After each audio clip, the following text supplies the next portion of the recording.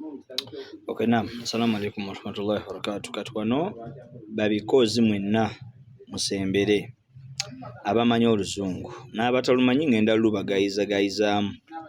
Wano njagalawo omuntu ng'obusiraamu bumuluma ng'era obusiraamu bukuluma. Naawe olina ebibadde bitambula mu ddiini eno obusiraamu nga naawe bikuluma. Musiraamu waawo atawagira Palestine, musiraamu waawo atawagira Iran. Eddiini gye tumanyi ey'emirembe, lwaki ate tuli batujju nnyo? Lwaki tulwanagana nnyo? Lwaki? Leero ansa ngikuleetedde. Ogenda kunnyamba ofollowing vidiyo eno, nja gikunyonnyola ng'eggwako. Akantu kano kalimu ebintu bisatu.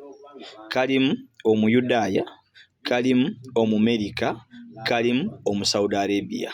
Weegendereze nnyo abasomera Saudi Arabia, weegendereze nnyo aboogera naddala abasalafu bandiba nga bali indoctrinated ate nga bali programmed okubeera nti obusiraamu bufaanana nga bwe buli. Ensi zigenda mu maaso, ffe tuli mu kulwanagana ntalo, kuyombagana buli kaseera. Bannaffe bakulaakulana, naffe tulina kitweyongerako because wali eyatupulaningira. Wandibanga weefuula omugezi naye nga aliwo eyateekateeka otegeere ebyo by'ayagala okutegeera. Ngenda kusaba okawa obudde ko kaddakiika nnyingiko, naye onaabiwulira ebigambo bino ngenda kubeera nga mbikunnyonnyola. Kuliko Omuyudaaya ng'akakasa nti ebitabo basseeka bye baasomeramu be baabiwandiika, ne kubeerako Omumerika Tillerson ng'akakasiza ddala nti pulojekiti y'Abamerika nti basseeka bano boola abasalafu, pulojekiti y'Amerika yo nali ngikugambyeko. Ne nkuleeta n'Omusaudi Arabia ng'akakasiza ddala nti omuntu yenna ataasomese bye baliko bajja musiba, bajja mutta, bajja mujjawo. Wuliriza bulungi nnyo, inshallah ta'ala. Tutandike. Literally radicalized millions of people, telling them that this is what Islam says about jihad. So millions of Muslims in that era were taught that jihad is their duty, and they sacrificed their lives on that education. Fast forward 20 years, and they are demanding exactly the opposite. Here, watch this video. This is what they're demanding from Saudi Arabia now. How are we going to determine whether they're following along with that portion of the agreement? Well, one of the outcomes of the President's Summit in Riyadh was the creation of the Center to counter extreme Muslim messaging with Saudi Arabia. This center now exists. It was inaugurated while we were there. The center has a number of elements to attack extremism around the world. One of the elements that we are visiting with them about, and they have already taken steps, the Saudis, is to publish new textbooks that go into the schools that are in the mosque around the world. These textbooks are to replace textbooks that are out there today that do advocate extreme Wahhabism viewpoints around the justification for violence. We've asked that they not just publish the new textbooks, we've asked that they retrieve the existing textbooks so we get those back. That's just one example. This center is going to have a very broad range from social media to broadcast to how young imams are trained in the theological centers. And we are working with them today with the establishment of the new center. What are the measures that we will hold ourselves accountable to? That is one of the charges that the State Department is working with the Saudis and others as we bring this center up. So exactly the same people, but a different time, different enemy. In the 80s, jihad was a duty of every Muslim, and Muslims believed it in that region. Now, jihad is extremism, and they need to change their textbooks, and they have changed them. The Saudi system generates a lot of scholars, and those scholars are not independent. They are beholden to the Saudi government that is beholden to the U.S. State Department, as I've already demonstrated. You don't believe me? I have a video for that too. Here, watch this video. Not a German citizen or French citizen or British citizen, deport them. That's what we would do.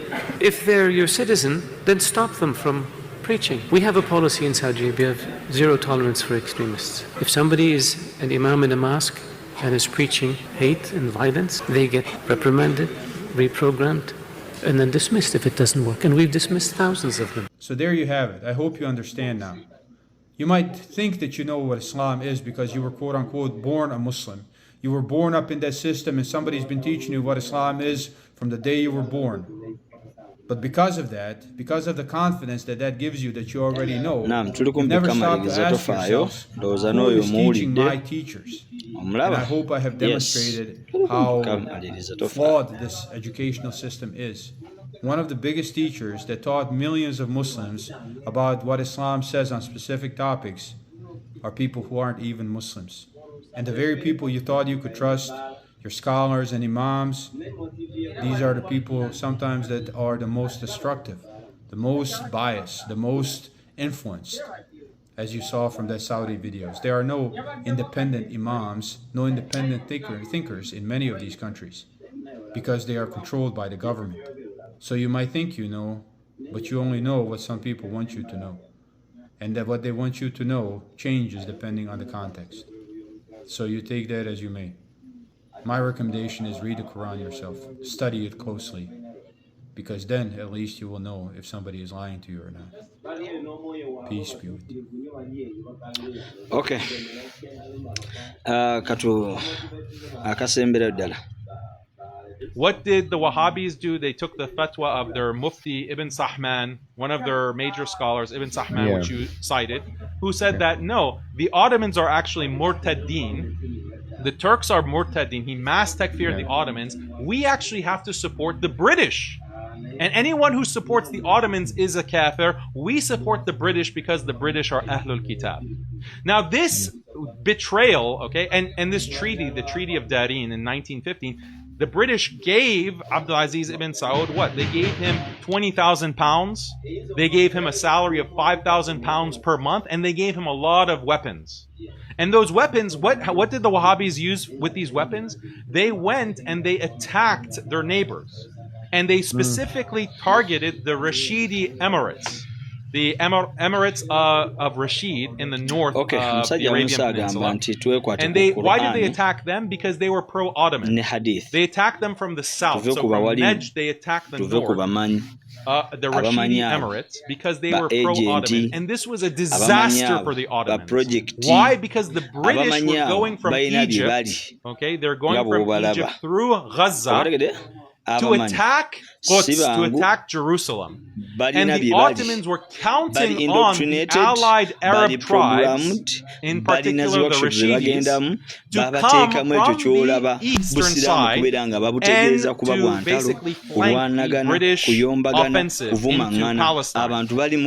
And what happened was, because the Rashidis were busy with the Wahhabis on the south, because the British had armed the Wahhabis to specifically attack them, they were preoccupied. They couldn't flank the British coming from Egypt, and this contributed to the British being able to take over Quds, take over Palestine, and through the Balfour Declaration of 1917, give the land of the Palestinians to the Zionist Jews. So the Saudi Wahhabi ideology contributed directly to the creation of the state of Israel. And this is the history that a lot of Muslims don't know.